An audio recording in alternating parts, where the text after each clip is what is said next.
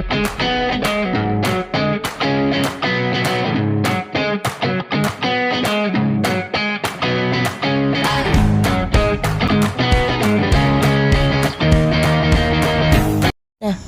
pertama-tama saya akan menjelaskan apa sih Motion Sim itu. Nah, Motion Sim itu adalah platform simulasi bisnis interaktif berbasis komputer yang memungkinkan pengguna, baik individu maupun tim, untuk menjalankan perusahaan virtual dan membuat keputusan bisnis dalam lingkungan yang real time. Nah, ini itu adalah alat pembelajaran yang menggabungkan simulasi dan gamifikasi untuk membantu peserta memahami konsep dan proses bisnis secara mendalam. Assalamualaikum warahmatullahi wabarakatuh.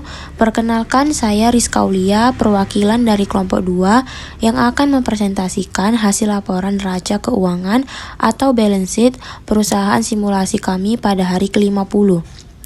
Dalam mata kuliah pengantar akuntansi di grup B ini, saya akan menyampaikan struktur aset, kewajiban, serta ekuitas pemilik secara rinci dan sistematis. Oke, masuk yang pertama itu ada aset. Nah, aset dari perusahaan kami ini terbagi menjadi 2 jenis, yaitu aset lancar dan aset tidak lancar. Nah, aset lancar ini terdiri dari 2 komponen, cash in bank atau saldo kas di bank sebesar 6.796.137 yang menunjukkan ketersediaan kas perusahaan saat ini.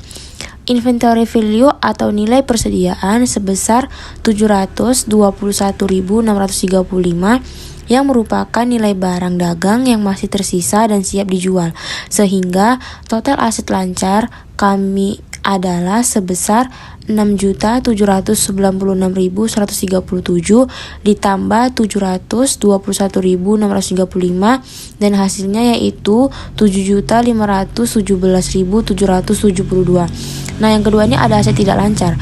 Pada periode ini tuh kami tidak memiliki aset tetap, tidak ada penyusutan, dan juga belum memiliki aset tak berwujud seperti pengembangan produk atau hak cipta. Dengan demikian, total aset tidak lancar adalah 0. Nah, total aset perusahaan kami ini sebesar 7.517.772. Nah, ada juga kewajiban atau liabilities. Nah, perusahaan kami tidak memiliki kewajiban dalam bentuk apapun.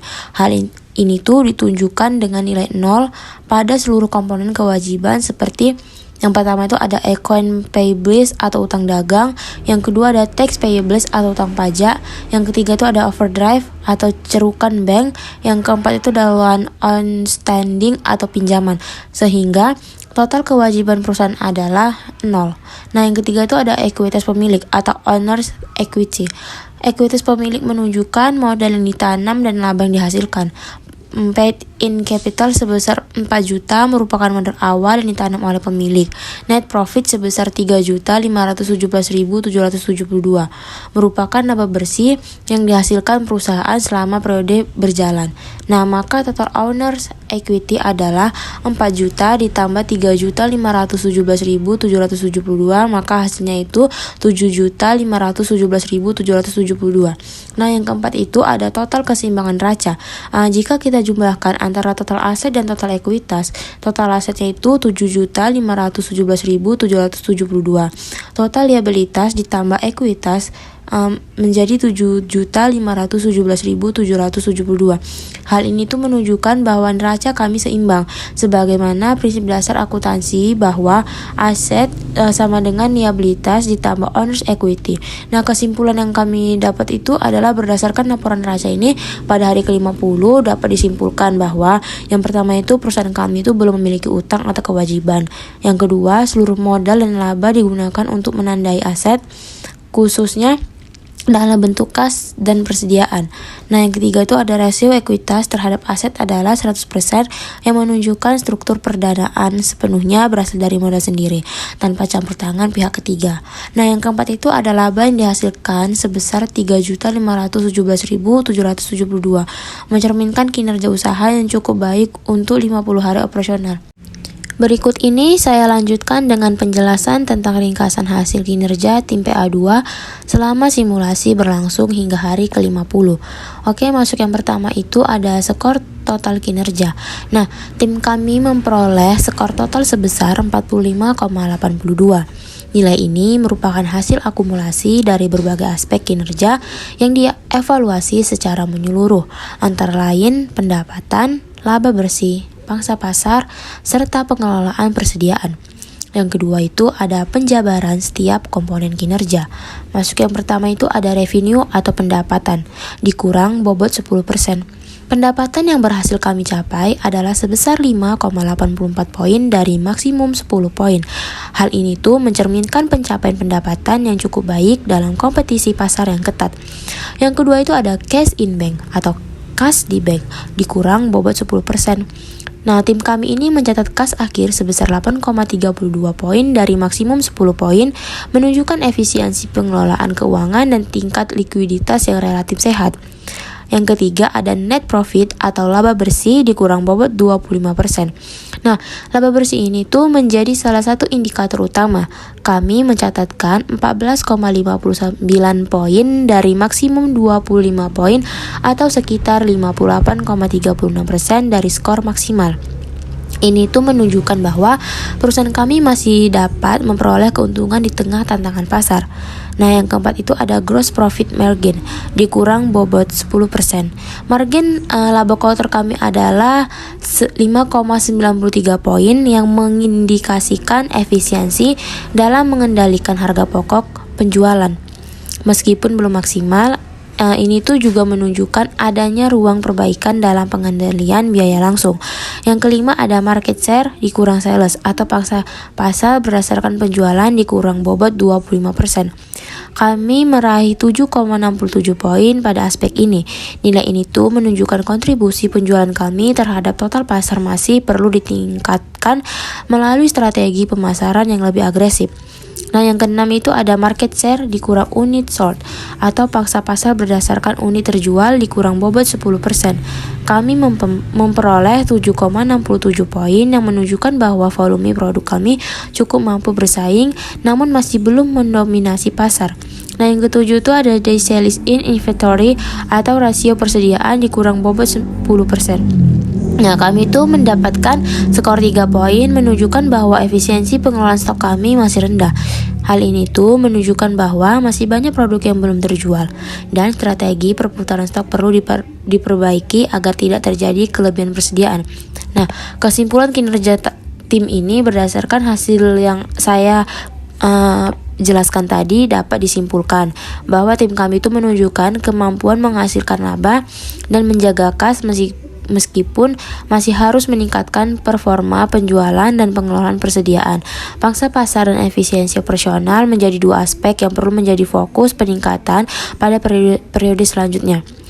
Skor total kami sebesar 45,82 mencerminkan posisi menengah ke bawah dari seluruh tim, sehingga strategi pemasaran, efisiensi biaya, serta perputaran stok akan menjadi prioritas evaluasi kami berikutnya. Selanjutnya, saya akan menjelaskan hasil penjualan retail atau retail sales selama periode simulasi hari ke-0 hingga hari ke-50. Nah, data ini tuh mencerminkan performa penjualan kami di berbagai kota dan kategori produk. Nah, masuk yang pertama itu ada kota tempat operasi penjualan. Di tim kami itu melakukan aktivitas penjualan di 5 kota besar, yaitu ada di Jakarta, Denpasar, Medan, Palembang, dan Surabaya. Nah, yang kedua itu ada kinerja penjualan per kota dan produk. Masuk di kota Jakarta. Di kota Jakarta ini merupakan lokasi penjualan terbesar di tim kami. Ada Americano sebesar 634.456, Hot Chocolate sebesar 1.990.030, Bubble Milk Tea sebesar 3.352.000. Maka total penjualan di kota Jakarta sebesar 5.976.486. Lanjut, di kota kedua ada di Denpasar. Nah, kami ini berhasil membukukan penjualan. Ada Americano sebesar 900.200, hot coklat sebesar 282.720, bubble milk tea sebesar 181.164, maka total penjualan di kota Denpasar sebesar 1.364.084. Lanjut, di kota Medan ada Americano 591.645, hot coklat 483.402, bubble milk tea 319.694. Maka total penjualan di kota Medan sebesar 1.394.741. Lanjut, di kota Palembang ada Americano 0, tidak melakukan penjualan Americano. Yang kedua ada hot coklat 102.372, bubble milk tea 303.472.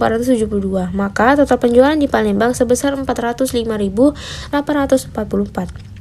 Lanjut, di kota Surabaya ada Americano sebesar 591.084, hot coklat sebesar 1.554.698, bubble milk tea sebesar 1.106.712. Maka total penjualan di kota Surabaya sebesar 3.252.494. Nah, yang ketiga ada total penjualan keseluruhan tim PA2. Nah, maka kita jumlahkan total penjualan dari seluruh kotanya. Yang pertama di Jakarta itu sebesar 5.976.486. Di Denpasar sebesar 1.364.084. Di kota Medan sebesar 1.394.741. Di kota Palembang sebesar 405.844. Di kota Surabaya sebesar 3.252.454. Maka total keseluruhan penjualan tim PA2 adalah sebesar 12.393.649. Nah, yang keempat ini ada analisis strategi penjualan. Masuk yang pertama itu ada produk terlaris. Produk dengan kontribusi tertinggi adalah bubble milk tea, khususnya di Jakarta dan Surabaya. Hot coklat juga menunjukkan performa tinggi di kota-kota besar seperti Jakarta dan Surabaya. Nah, yang kedua ada wilayah paling potensial. Di Jakarta dan Surabaya menjadi wilayah dengan kontribusi penjualan terbesar. Di sisi lain, Palembang memberikan kontribusi penjualan paling rendah, menunjukkan perlu adanya evaluasi terhadap strategi distribusi dan promosi di sana. Nah, yang ketiga ada peluang peluasan pasar. Nah, di tim kami ini tuh belum melakukan penjualan di Balikpapan dan Ujung Pandang ini menjadi peluang besar untuk mengembangkan pasar di masa simulasi berikutnya. Nah, kesimpulannya itu berdasarkan data retail sales hari ke-50, kami simpulkan bahwa yang pertama itu ada strategi penjualan kami cukup efektif di kota besar dengan populasi tinggi seperti Jakarta dan Surabaya. Nah, yang kedua itu produk minuman ringan seperti bubble milk tea dan hot coklat menjadi kontributor utama penjualan. Nah, yang ketiga, kami perlu meningkatkan strategi penetrasi pasar di wilayah yang belum dijangkau dan memperkuat performa di kota yang masih rendah kontribusinya seperti Palembang. Nah, demikian paparan dari saya mengenai data penjualan retail tim dari PA2. Saya berharap presentasi ini dapat memberikan gambaran jelas tentang posisi dan performa tim kami di pasar simulasi. Terima kasih perhatiannya untuk Bu Maryam. Saya akhiri dengan wassalamualaikum warahmatullahi wabarakatuh. Sekian, terima kasih.